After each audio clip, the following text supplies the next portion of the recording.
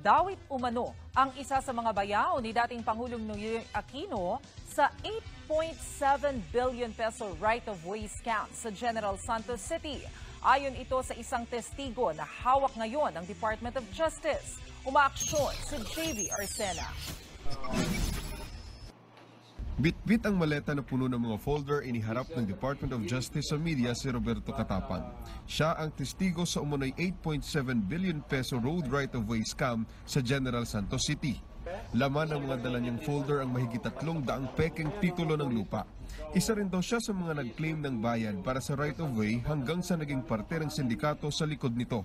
Pero noong 2012, inalis si Katapang sa grupo.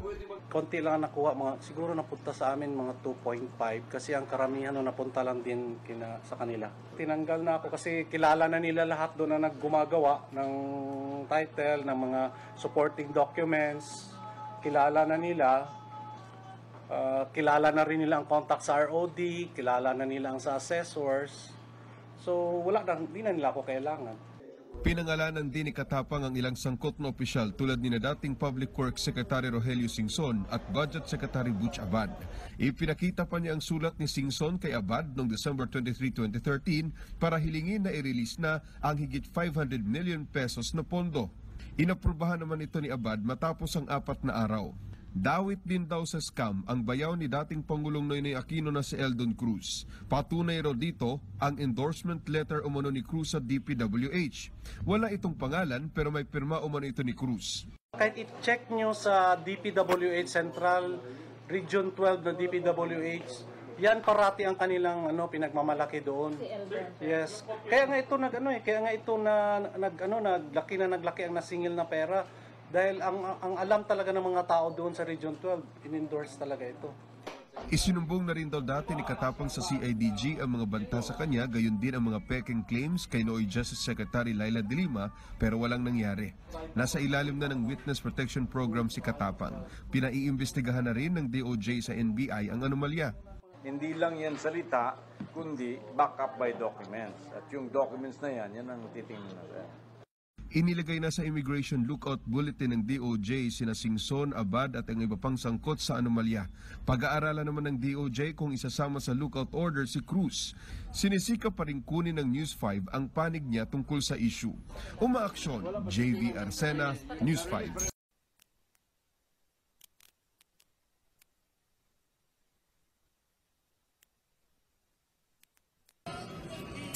Sandali po ha. Okay, 1 second. So there is a new anomaly uncovered at the administration of Aquino. There were witnesses who issued an affidavit, and they were actually at the witness protection program of the government already. So this involve isang city lang, it involved in one city, pero kung investigahan ito, most probably it will involve a lot of all over the Philippines kung maimbestigahan na ito. Okay, good morning, Kanjin Water, Miss Boots Rubianis, kumusta? Miss Seronte, maing buntag kuya amigo, Lilibeth Torino, Dolores Rondan. Okay. This topic is about yung road right of way. Di ba kung ang gobyerno magpagawa ng mga kalsada, magpagawa ng mga even barangay road, even like a provincial road or national highway, meron niyang tinatawag na road right-of-way payment scheme. Kunyari, sa ginawang kalsada or so, yung lupa mo ay it will pass through your lot. You will be compensated by the government kasi nga ginamit yung personal property mo. So babayaran ka. Actually, naging issue ito noon, yung eleksyon ni N0YNOY at Villar, isa to sa nakatalo kay Villar kasi sabi ni Madrigal, yung senador, na yung sa C5 daw, inadvertently ginawa yung kalsada malapit sa mga lupain ng Mavillar para daw sila makompensate, sa mga right of way, at saka yung mga subdivision ay malapit lang sa kalsada or so.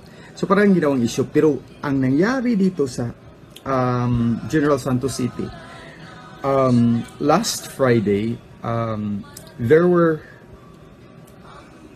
witnesses. They went to the DOJ and they signed an affidavit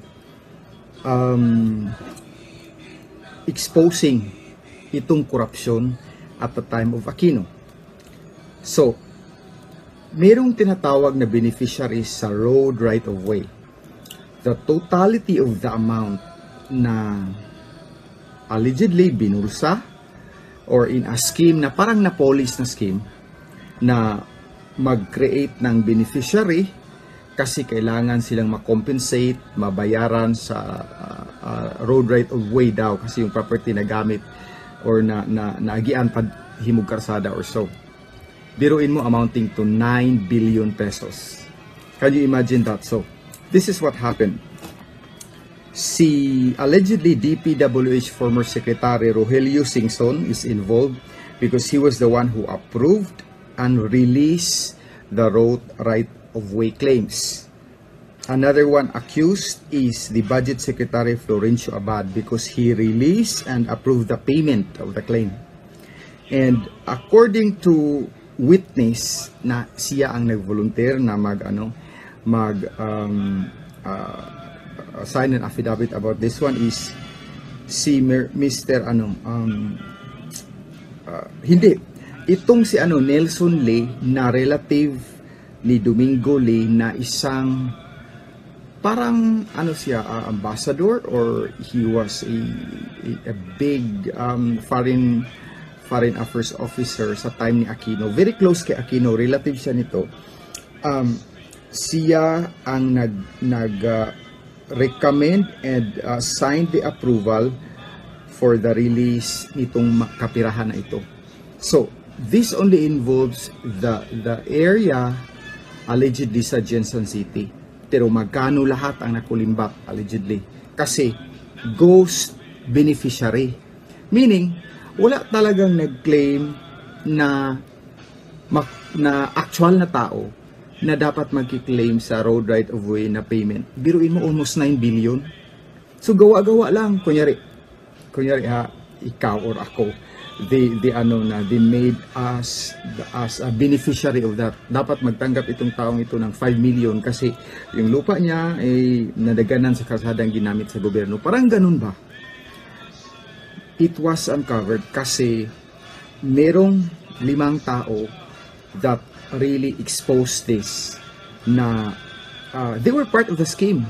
Kasi this is a connivance of a lot of people, not only one. Hello Pebbles, Princess Duque. Hello po. Good evening po diyan sa Pilipinas. So, see, if the government is for transparency, if the government is doing its job to get rid of corrupt practices, talagang whatever those public officials that are corrupt, that they were hiding under the rug, it will be uncovered. Wala talagang kasamaan na hindi mai-expose. This is a lot of money, 9 billion pesos. And according to Justice Secretary Aguirre, na isang city lang ito, Jensen City. How about kaya sa iba't ibang provinces o lugar? Hindi kaya ito ginagawa nila? Hindi kaya ito pinapractice nila? Hindi natin alam, right? Diba? So, pero inunay billion, pagkalaki-laking pera yan. Kung magawa sila ng, kunyari, magawa ng 100 na beneficiary, na ghost beneficiary, para tapos binulsa lang nila. Isang city lang ito, ha? How much more? Hindi natin alam kung ginawa nila yan sa Luzon, ginawa sa Visayas. Pagkalaki-laking pera pala kasi the government has a budget for that to compensate those people who claim na yung property nila, yun nga, na dapat yung kalsada nila, piece of land ay maagian og kalsada or like maano ba kung wide roadway dining dapat i-compensate sila. May pera ang gobyerno diyan, may budget. Pero ang problema, ginawa ng paraan na magkaroon ng claimants, wala namang actual na claimant at wala namang actual na beneficiary. Gawa-gawa lang. So, because these people has control of the budget and they know where's the money at. So, baka naisip nila na natulog lang itong perang ito, wala mang nag-claim nito kasi ganito, gawa natin ng paraan. Corrupt talaga. This is really a scheme. This is really parang style lang na police ba. Biruin mo, isang city lang yan ha. So, I advise kung sino ang may alam nito, saang probinsya man, kung ganito ang ginagawa nila at hindi pa nalaman, you call 888 even in an anonymous tape para ma-expose ito lahat, para maparusahan ang dapat parusahan or makulong ang dapat makulong. Kasi pera sa gobyerno yan, biruin mo. That's a lot of money. And actually, as per info, this is a connivance also of the people from the Registry of Deeds, from the BIR, from the City Registrar's Office. Maraming involved. Kasi nga, if you claim that you're a beneficiary of road right of way na dapat kang mabayaran, magpakita ka dapat ng papeles na itong lupain kung ito ang dapat bayaran, ganito, ganyan. So, they were able to work around the system to show a paper trail na indeed kailangan itong bayaran, indeed claimants ito ng road right of way. So, it doesn't, hindi ito gawain ng lang. This is a very, set plan was in place, strategic ang connivance ito. Kasi hindi ito magawa-gawa kung isa-isa, dalawang tao lang.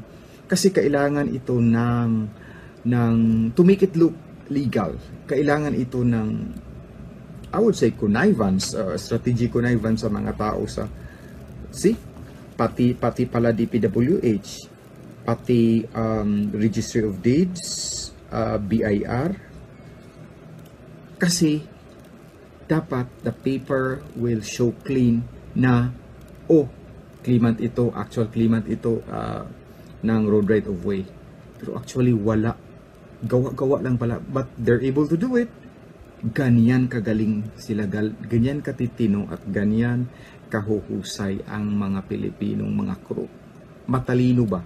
Pero kung ang katalinuhan gigamit sa mabuting paraan, maganda sana yung bansa natin. Pero tingnan mo, ginamit sa masamang paraan ang katalinuhan. Pero hindi, walang na hindi mabubunyag at mabubunyag talaga. Kasi kasamaan ito God won't allow it to thrive. So, hello, Ann Abatayo, Dalia Neptune, good morning. Ilus, Sison, Cecil, Francisco, JC Tan, hello. Wala pang pasya kung forever pa, hopefully. Husalindo Arindan, yes sir, tama ba? DPWH was tagged as one of the most corrupt agency. Vivian Punayan, pero ngayon wala na at the time of Mark Villar. Indaitan, Nolgar Gordosi. So, next topic is about the CPP, NDF, and the government panel. Yung pistok. The president abrogated, meaning he stopped the peace talk of the group panel of the Philippine side and the CPP-NPA. Sabi niya, gera na lang kasi walang nangyayari, mga traidor ang mga NPA, at saka meron silang mga ginagawa na not in line with the political ideology. Kasi alam natin ang Pangulo, leftist yan. this is my take on that. Why it is that peace is elusive with CPP, NPA, NDF, and the government panel.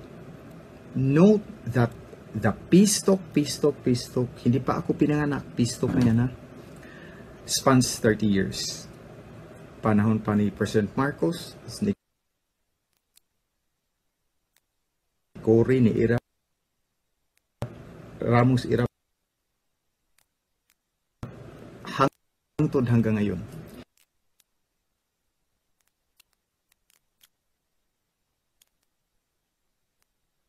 Bakit hindi magkaroon ng peace? This is my take. I am not accusing personally kasi isa dyan sa negotiator sa CPP, nasa NDF, kaibigan natin. At marami akong kaibigan dito na active sa Filipino community that are progressive, that are leftist, but even ang head nila dito, but you know, a gentleman's agreement. It doesn't be a barrier of a friendship. But principle is principle. We can agree to disagree. Kaibigan pa rin kami, pero sa ideology, separate na. Ganito ang masasabi ko. How can we achieve peace? If panay peace talk, tapos kung ikaw makipag-peace talk, not even in a group ha. Kunyari, meron kang hindi kayo magkaintindihan ng kaibigan mo or coworker mo. If you are at the negotiating table, make sure that you have this criteria. 1, you are full of sincerity. Number 2, you are willing to compromise. And number 3, you are willing to have accountability and set aside your vested interest. Sa CPP-NPA, 30 years nagipag-peace talk. So kung makipag-peace talk sila, may demands yan sila. Dapat political prisoners namin palabasin yun.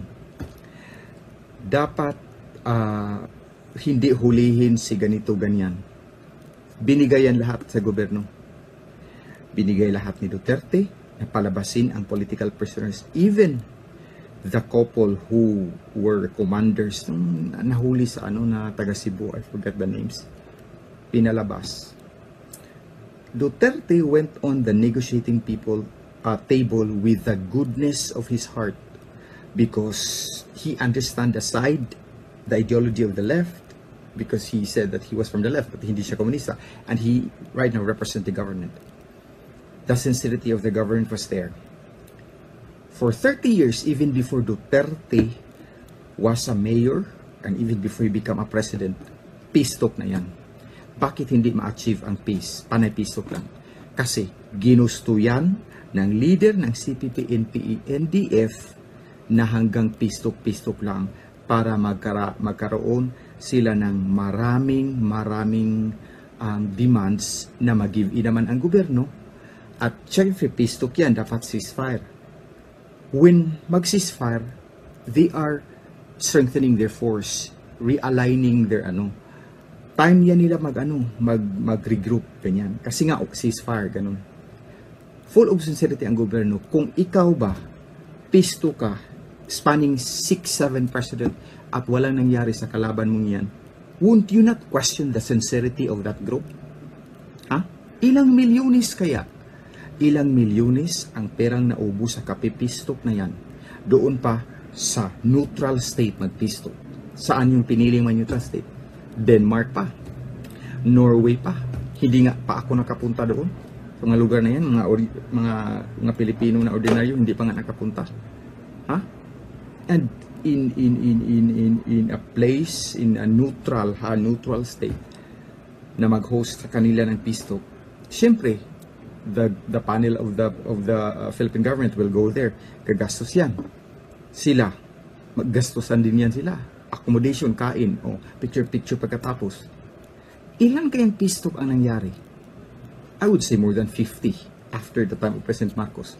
O anong nangyari? May peace ba? Wala. Kasi wala kayong sinseridad. Gusto nyo lang ang peace talk because makakuha kayo ng concessions. These are the demands. Dapat kung ceasefire, bakit ninyo nire-raid yung mga police station na nag-ceasefire? Pati bata, patayin ninyo. Oh. Don't tell me, you are into social justice proponent ako. Social justice. Dapat, equality, ganito, ganyan. That means, hindi dapat kayo mag-extort. Bakit you are extorting as a revolutionary taxes? Huh? The communism right now is a dead horse. It's a dead meat. It's wala nang Look at China. China is practicing a socialist, capitalist market economy. Look at Russia. See? Binubula lang kayo ng leader ninyo na nagpasarap sa buhay sa Netherlands. Number 2, besides being sincere, number 2, when you are at the negotiating table, you should be willing to compromise. Meaning you should be willing to meet halfway. The president did everything to meet halfway, to compromise, to come up a framework that is workable, that is beneficial to both sides, and that wouldn't make our government on the losing end, and of course, to make sure that inclusive to both parties. But you guys doesn't wanna meet halfway, doesn't wanna compromise. You know why? Because your demands are highfalutin. Ano yun? Gusto ninyo na magkaroon ng representante sa Supreme Court. Gusto ninyo na magkaroon ng mga posisyon. Binigay na nga yan sa Pangulo yung bago siyang mga cabinet members. Yung iba, parang gusto nyo nang hingin ang mundo, lahat-lahat. In a democratic process, if you want to have a position, if you want to have an area wherein you are a decision makers, your group should have somebody, meron yan, pero hindi talaga nanalo, na magtakbo sa eleksyon para manalo. Nele Cominaris ran for the Senate, he lost. Sator Ocampo, he lost. Huwag yung i-dictate na bigyan ng posisyon na ganito, ganyan. You participate in the electoral process. At saka kung di kayo manalo, kasi hindi naman talaga kadapat-dapat na panalunin, huwag kayong magalit. Kung mga ambisyon kayo ng dapat meron kami representative of the Supreme Court justices, marami sa inyo lawyers. Let them apply at the Judicial and Bar Council. If he is fit and qualified among all other applicants, then so be it. Because there is a democratic way how to choose competent members on those decision makers, on those higher level of the government. You cannot have that as a concession to meet peace. Right? That should not be the case. Number 3, there should be accountability. It doesn't mean that the government want to have peace, kalimutan na lang ang mga krimen na ginagawa ninyo. Ganun na lang ba? Sunugin ninyo ang mga manufacturing company na ayaw magbigay ng revolutionary taxes tapos walang ikaso sa inyo? Bumbahin ninyo ang mga tower sa mga networking facility, telecommunications company. Bumbahin nyo ang planta ng electric tapos walang mangyari kasi gustong makipagpistok. Ano yan? Anong klaseng patakaran yan?